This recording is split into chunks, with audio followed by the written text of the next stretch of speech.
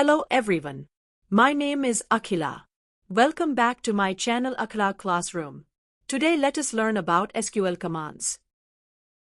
SQL commands are instructions used to communicate with a database to perform specific tasks such as creating, retrieving, updating, or deleting data. These commands help manage and manipulate relational databases efficiently. Types of SQL commands: DDL, DML, DCL, TCL, DQL.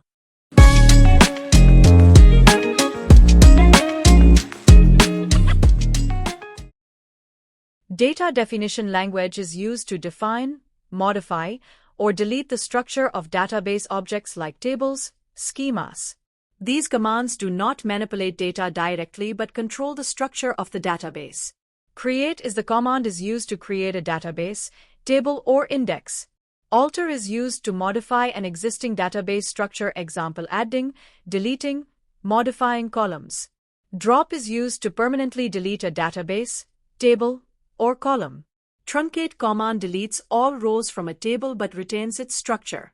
Rename command changes the name of an existing table or column. These are the 5 main types of commands in DDL.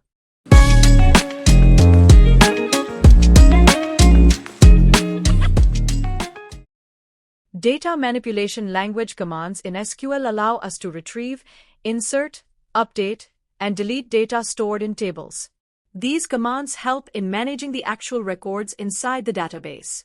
Unlike DDL commands, DML operations can be rolled back using transaction control. Select statement is used to fetch data from a table based on specific conditions.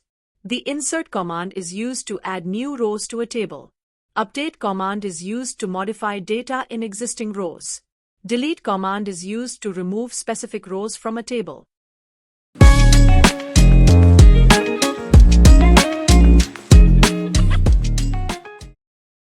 Data control language is used to control who can access or modify the database. These commands ensure security by granting or revoking permissions from users. Grant command gives specific access rights, privileges, to users for database objects like tables, views, and schemas.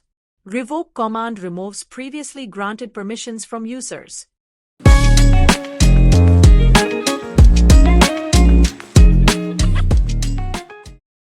Transaction control language commands help manage transactions, ensuring that changes to the database are saved correctly or undone if needed. A transaction is a sequence of SQL statements that should be executed together as a single unit. Commit is used to save all changes made in the current transaction. Once committed, changes cannot be undone. Rollback undoes all changes made in the transaction. This is useful if an error occurs or if we want to cancel the changes. SAVEPOINT allows us to create checkpoints in a transaction. If something goes wrong, we can roll back to a specific save point instead of rolling back everything. Set transaction is used to set isolation levels, controlling how transactions interact with each other. Helps in avoiding conflicts when multiple users access the database.